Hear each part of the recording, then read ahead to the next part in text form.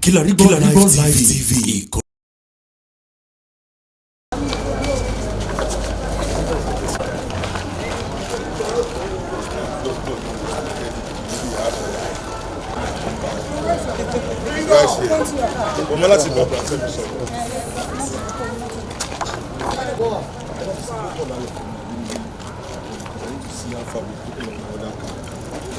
Camera, please.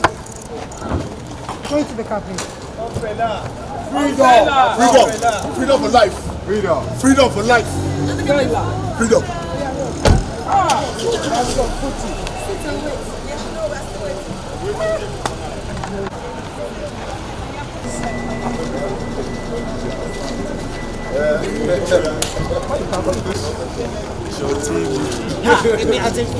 Come, Egba wants to see you. Please off camera, please.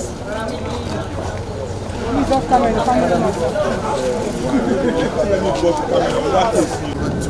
We have the African Court of Human and People's Rights in Arusha, Tanzania.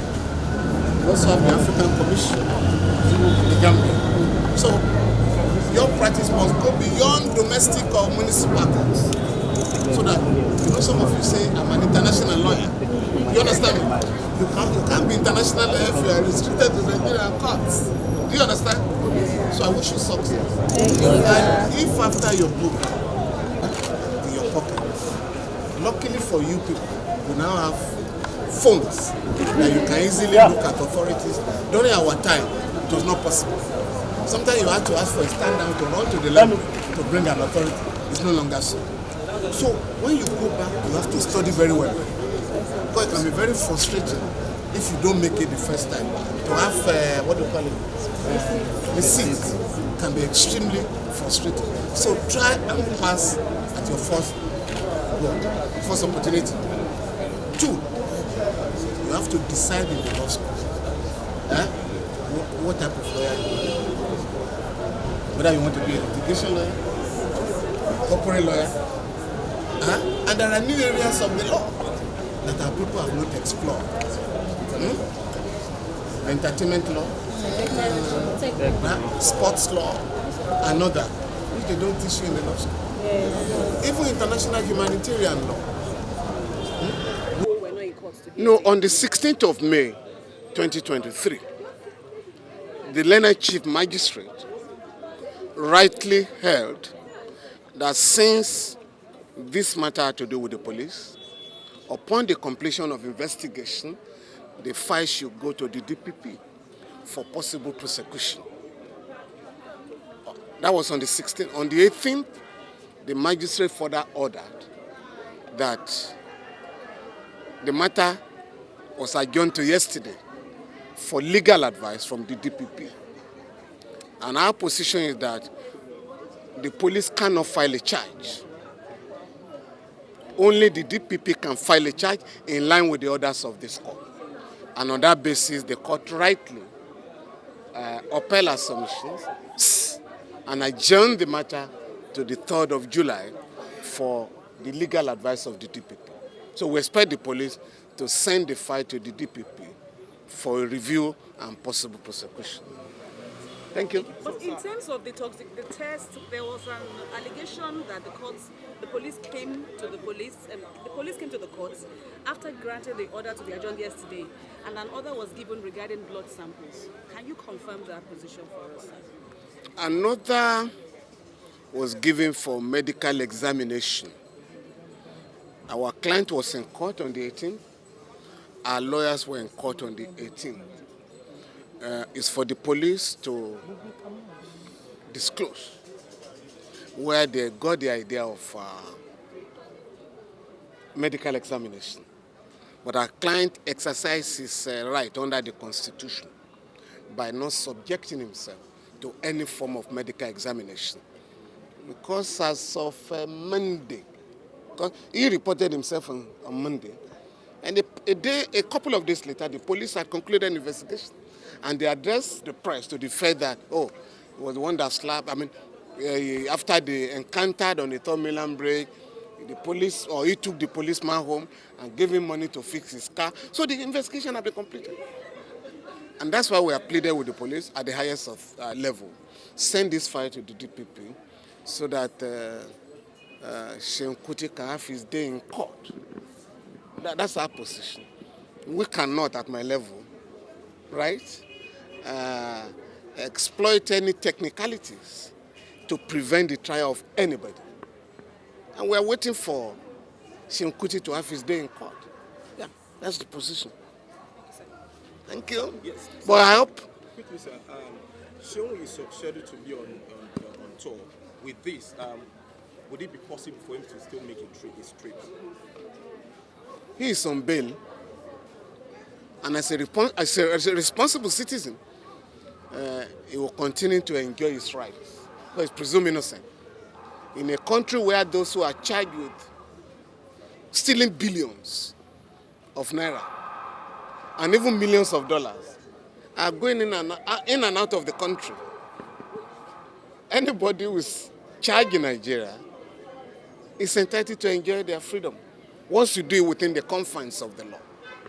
And in this case, Seun Kuti has not been charged with any offense. See here today, there have been a lot of ways to stop us, but nobody can stop us. Because when we rise, we rise. And when we are watching with our two eyes open in a very painstaking manner. So, great ladies, and we want to assure you that you have a lot to do with your cameras.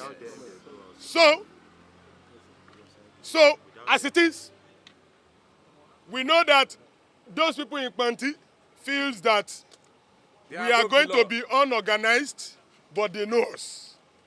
They know that we are masters in these strategies. So they should not worry.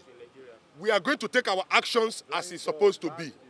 And we are going to be carrying along the Nigerian press. And it's very possible. We will never continue like this. We can't continue and like this. That revolution that they think they can delay, they can never deny. And Luther Seun Kuti was alleged to have slapped. It is still an allegation. Has not been convicted in any court. No charges have been pressed on Seun Kuti up to today. The police came to the court, but the only thing they came with was an extension of his stay in detention. And it is better we correct the narratives that the police, through his PRO, Benjamin Hundeyin, have been feeding the public. Seun, on that fateful day, was driving on an average speed on the 3rd Mainland Bridge. And this reckless, drunk policeman hit him twice from behind. And he almost skidded into the lagoon. And expecting that this policeman would have raised up his hand from his car and waved to him in apology. But he sped off and continued his speed. And Seun had to pursue him for almost 2 kilometers to double cross him. And when he stopped him,